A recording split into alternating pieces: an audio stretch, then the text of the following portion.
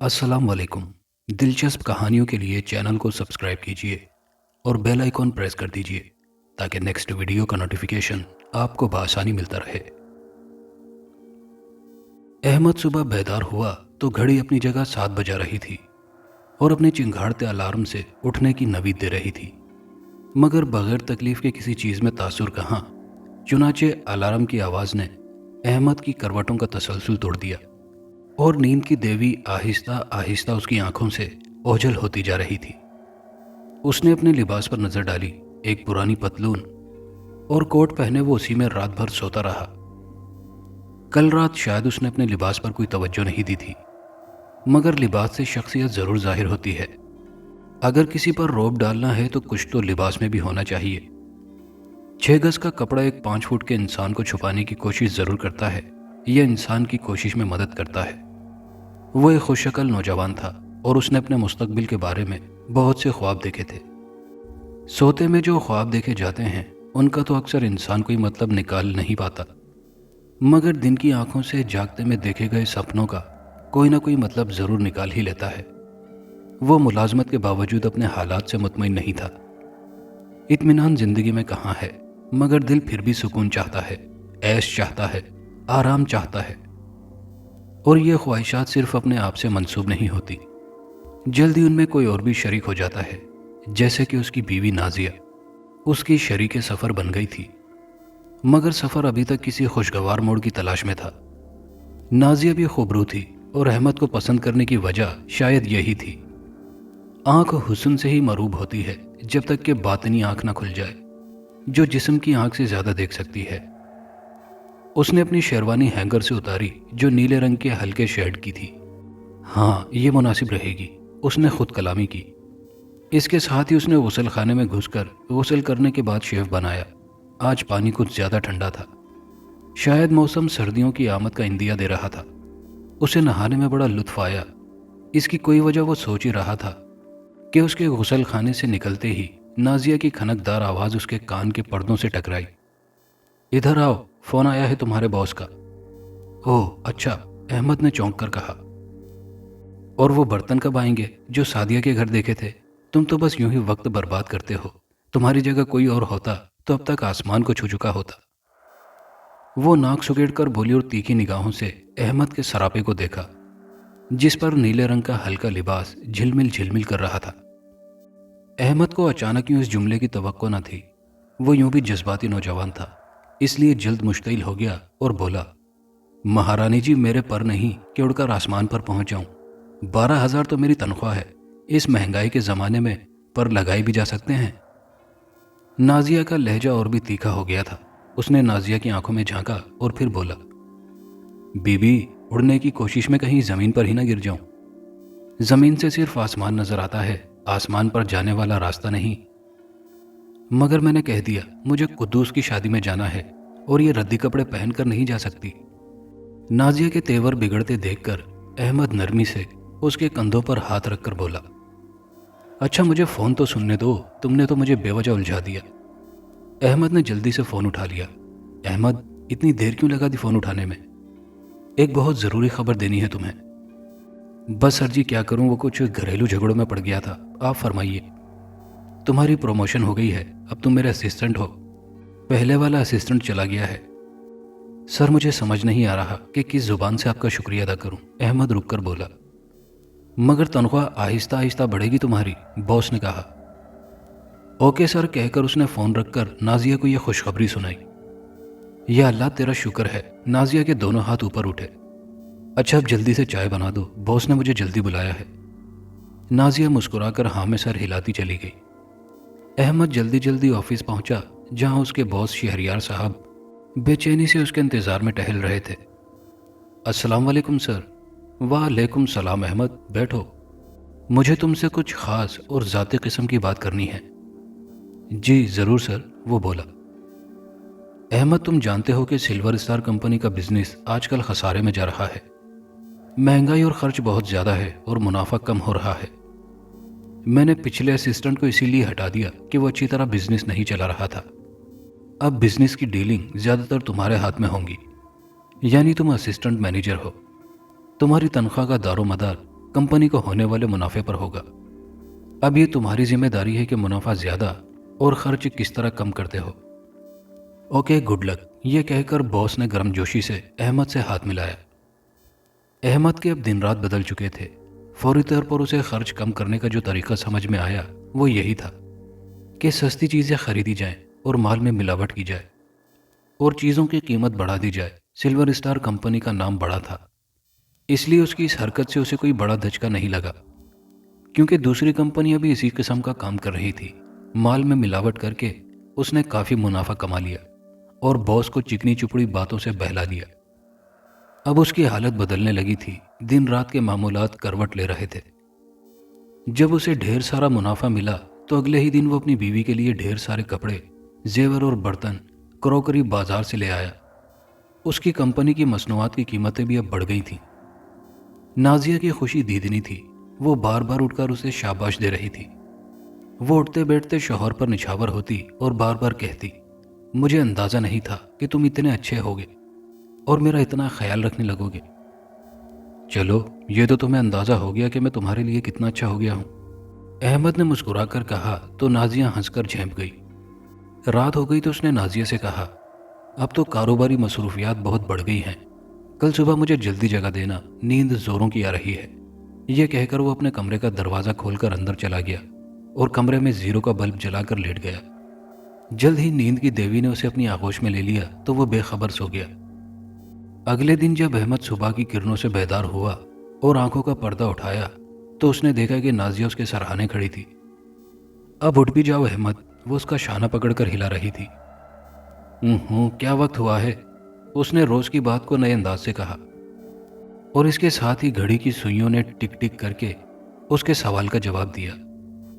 7 बजे और इसके साथ ही वो घड़ी पर एक हाथ मारकर उठा और नाजिया से बोला, नाजिया, अब मुझ पर मामूली कपड़े अच्छे नहीं लग रहे, जरा अलमारी में से मेरा नया सूट और टाई लाओ। नाजिया अंदर चली गई। अहमद ने गुस्ल किया और कपड़े तब्दील किए और शेव बनाने के बाद अपने कमरे में लगे कद आदम आईने में खुद को देखा तो एक दिलदोज चीख उसके मुंह से निकल गई। चीख सुनकर नाजिया दौड़ती हुई आई। अरे क्या हुआ, क्या हुआ, ये कौन है? अहमद की आंखों में सारे जहां की वहशत सिमट आई थी। नाजिया ने जैसे ही आईने पर नजर डाली तो वो भी चीख उठी। आईने में अहमद की जगह एक सियाह रंग की शबीह थी। उसका हुलिया अहमद के हुलिये जैसा ही था, मगर दांत ऐसे नोकीले जैसे कोई वहशी दरिंदा हो। रंगत सियाह और जानवर की तरह बड़े बड़े बिखरे बिखरे खुरदरे बाल और मकरू चेहरा। अहमद ने कई बार आईने की तरफ देखा, फिर खौफजदा होकर पीछे हट गया। ये आईना देखो नाजिया, इसे क्या हुआ है? नाजिया ने भी अपने खूबसूरत सरापे को आईने के रूबरू किया तो वो भी दोबारा चीख पड़ी। आईने में वो नहीं थी बल्कि उसकी जगह कोई और था। चेहरा उसी के जैसा मगर निहायत मकरूह, हैबतनाक आंखें, बड़ी बड़ी खून उगलती आंखें। वो चीख मार कर पीछे हटी। ये क्या है, मैं ऐसे कैसे हो गई? वो फौरन पलटी और घर के गुसल खाने में लगे आईने में अपनी सूरत देखी तो वही नॉर्मल शक्ल और खूबसूरत कदोखाल अहमद की शबीह भी खूबरू थी। उफ मेरे खुदाया, क्या हमने कोई भयानक ख्वाब तो नहीं देखा? नाजिया बोली। मगर एक ही ख्वाब हम दोनों एक साथ कैसे देख सकते हैं? अहमद बोला। यह जरूर कोई आसेबी चक्कर है, नाजिया बोली। ठहरो, यह कहकर अहमद की भरपूर चीख ने दीवारों को लरजा दिया। वो अपना मुंह पकड़कर जमीन पर ढेर हो गया। ओह, उस आईने में मौजूद शख्स ने तो मेरी हड्डी तोड़ दी। वो बोला तो दर्द के आसार हल्के फुल्के और गहरे बादलों की तरह उसके चेहरे पर आया थे। नाजिया अपने खौफ पर काबू पा चुकी थी। उसने एक बड़ी सी छुरी उठाई और आईने पर खींच मारी तो आईने के अंदर मकरू चेहरे के अक्स के हाथ में भी छुरी नजर आई और इसके साथ ही तड़ाक की आवाज के साथ आईने पर लकीरें उभरने लगी जैसे कि आईने में दरार पड़ गई हो। नाजिया ने आईने पर 2-3 वार और कर दिए। आईने की किरचियां बिखर गई। नाजिया पीछे हटी और बोली, खत्म हो गया आईने का आसेब, अब आराम से अपना काम करो। अहमद नाजिया की बात सुनकर दोबारा तैयार होने लगा, मगर जब वो वापस आया तो उसकी सारा सहमगी में डूबी हुई आवाज ने माहौल को लर्जा कर रख दिया। नाजिया, ये देखो आईना। क्योंकि आईना एक बार फिर उसी तरह सही सलामत मौजूद था और उन दोनों मियाँ बीवी की करी शक्लें भी उसी तरह मौजूद थीं। दोनों मियाँ बीवी आपस में लिपट गए। इस मकान से जल्दी निकलो, नाजिया आईने के सामने से हटकर बोली, मगर जाएंगे कहाँ? ऐसा करो तुम साथ वाली रोशनी के घर चली जाओ, मैं कुछ करता हूँ। नाजिया रोशनी के घर चली गई। रोशनी ने उसे बिठाकर मामला पूछा तो नाजिया ने डरी डरी आवाज में उसे सारा मामला सुना दिया। अरे ये तुम क्या कह रही हो? मुझे तो साफ साफ किसी बदरूह का चक्कर लगता है, जरा मुझे भी दिखाओ। नाजिया पहले तो बहुत घबरा रही थी, मगर फिर रोशनी के इसरार पर उसे घर ले आई। रोशनी ने भी आईना देखा और चीख मारकर गिर पड़ी। जब वो दोनों वापस आ गई तो रोशनी बोली, साफ साफ किसी आसेब का साया मालूम होता है। बहन, हमारे पीर साईं कहते हैं हलाल रोजी खाया करो, हराम की वजह से बड़ी नहूसतें होती हैं। ये आसेब वगैरह भी इसीलिए हमला करते हैं। वैसे अब तो तुम्हारे मियाँ की अच्छी खासी तनख्वाह है, मकान बदल लो। रोशनी बोली, हाँ मैंने भी अहमद से यही कहा है, वो भी गए हैं किसी से बातचीत करने इसी सिलसिले में। नाजिया ने जवाब दिया, वैसे तुम्हारे शौहर क्या कारोबार करते हैं? कोई गड़बड़ तो नहीं करते? ये तुम क्यों पूछ रही हो? नाजिया चौंकी। पीर साईं के कहने के मुताबिक पूछ रही हूँ। ख्याल आया कि कहीं कोई सिफली असरात ही ना हो। भाई थोड़ा बहुत हेर फेर तो चलता ही रहता है, सिर्फ जायज़ आमदनी में गुजारा कहाँ होता है। हाँ बात तो ठीक है, पीर साईं को बुलाकर लाऊंगी, जब तक तुम यहीं रहो। रोशनी ने मुखलिसाना मशवरा दिया। अहमद जब वापस आया तो वो बोला, अभी नए मकान का बंदोबस्त करने में वक्त लगेगा। मेरा एक दोस्त करीमुद्दीन मेरी मदद करेगा, तब तक हमें यहीं रहना होगा। उधर रोशनी ने अपने पीर साईं से रुजू कर लिया था। जब सब लोग खाने की मेज़ पर जमा थे तो रोशनी बोली, पीर साईं कह रहे हैं कि हलाल रोज़ी का इंतज़ाम करो। ठीक ही तो कह रहे हैं वो, हम तो ज़कात खैरात भी निकालते रहते हैं। सभी एतराफ़ करते हैं हमारे किरदार और शख्सियत का हो सकता है कि तुम लोगों से कोई भूल चूक हो गई हो। करीमुद्दीन ने कहा। सहन में एक तरफ मासी सलीमा झाड़ू लगा रही थी, हर तरफ धूल मिट्टी उड़ रही थी, मगर फिर रोशनी की छवि क्यों खराब दिखाई दी। नाजिया ने नुक्ता निकाला। हाँ ये बात तो है, अहमद बोला। भाई आपके घर में सिफली असरात जो हैं, और सिफली असरात हर एक पर असरअंदाज होते हैं। रोशनी बोली, नए मकान का बंदोबस्त कब होगा? नाजिया ने अहमद से पूछा। मालिक मकान से तो बात कर ली है, मगर अभी कुछ दिन तो लगेंगे। वैसे ये भी हो सकता है कि वक्त के साथ असरात खुद ब खुद ख़त्म हो जाएं। करीमुद्दीन ने सोचते हुए कहा। तो अभी कुछ दिन इंतज़ार कर लें, रोशनी ने कहा। अब सवाल यह है कि हम अपने मकान का करेंगे क्या? ऐसे मकान को ख़रीदेगा कौन? नाजिया ने तशवीश से कहा। हाँ पहले ये मनहूस असरात ख़त्म होने चाहिए, फिर देखेंगे कि करना क्या है, अहमद बोला। आखिर इसी तरह एक हफ्ता गुजर गया। अब हमें देखना तो चाहिए कि मकान का क्या हल है, करीम बोला। और फिर सब लोग उठकर अहमद के मकान में जमा हुए। उनकी मासी सलीमा भी पीछे पीछे आ गई, शायद उसे भी तजस्सुस हो रहा था। करीम ने अल्लाह का नाम लेकर उस आईने में अपनी शक्ल देखी, मगर उसकी शबीह निहायत करीब शक्ल में मौजूद थी, तो वो घबराकर पीछे हटा। रोशनी ने भी देखा था, उसका भी वही हाल हुआ। समझ में नहीं आता ये कैसा आसेब है, करीम बोला। आप लोग तो हक हलाल की खाते हैं, फिर आपका अक्स ऐसा क्यों नजर आया? नाजिया बोली। क्या आईना तमाम अमीर लोगों की शक्ल ऐसे ही दिखाता है? रोशनी ने किसी ख्याल के तहत कहा।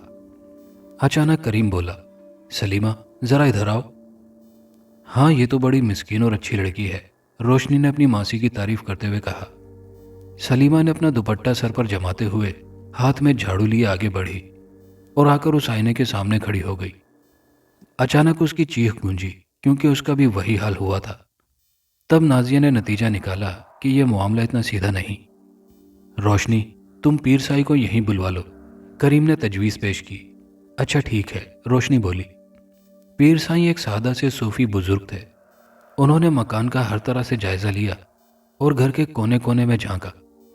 फिर उस आईने में खड़े होकर खुद को देखा तो थोड़ी देर के लिए उनकी भी शक्ल बिगड़ी हुई आईने में नमूदार हुई, मगर उनके कुछ पड़ते ही उनका अक्स धुंधलाने लगा और फिर वो आईना मामूल पर आ गया। सब लोग पीर साईं की तरफ देख रहे थे और उनकी आवाज़ सुनने के मुंतज़िर थे। आखिर पीर साईं के लब हिले। ये आईना दरअसल इंसानी नफ्स की अलामत है। इंसान का नफ्स बड़ा मकरूर और खबीस है, जो इंसान में मौजूद होता है, बुराई और हवस को तक़वियत देता है, लेकिन ये मरता कभी नहीं। हम में से हर इंसान में कोई ना कोई बुराई मौजूद होती है। अगर हम इसका इदराक करें तो नफ्स आहिस्ता आहिस्ता दबता चला जाता है। حضرت داتا گنج بخش نے اپنی کتاب میں لکھا ہے کہ ایک روز میں نے راستے میں ایک پیلے کتے کو دیکھا۔ اس نے کہا کہ میں تمہارا نفس ہوں۔ تب میں نے چاہا کہ اسے جان سے مار دوں اور میرے نفس کا قصہ ہی پاک ہو جائے، مگر جب میں نے اسے جان سے مارنا چاہا تو اس نے کہا میں خدا کا لشکری ہوں، تم مجھے نہیں مار سکتے، میں مومن کو غرور سے بچاتا ہوں۔ پھر وہ میرے کپڑوں میں گھس کر غائب ہو گیا۔ آپ میں سے جس نے بھی وہ آئینہ دیکھا وہ کسی نہ کسی برائی کا مرتکب ہوا یا پھر اس نے اپنی نیکی پر غرور کیا۔ یہ بات میں اپنے علم کی روشنی میں بتا رہا ہوں۔ مگر ماسی نے کیا کیا تھا؟ روشنی نے پیر سائیں سے سوال کیا۔ یہ تو آپ اسی ماسی سے پوچھیں، پیر سائیں بولے، اور پھر سب لوگ سلیمہ ماسی کی طرف متوجہ ہو گئے۔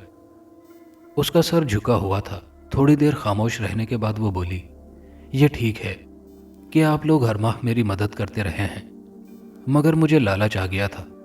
میں آپ سے چھپ کر الماری سے پیسے چراتی رہی ہوں۔ آپ نے دیکھا کہ برائیوں کی ایک زنجیر بن جاتی ہے۔ نفس کی اصلاح ایک ہمیشہ جاری رہنے والا عمل ہے۔ آلائشوں سے پاک صرف خدا اور اس کے فرشتے، انبیاء، اولیاء اور دیگر برگزیدہ بندے ہوتے ہیں، لہٰذا انہی کے نام سے اسے قابو کیا جا سکتا ہے۔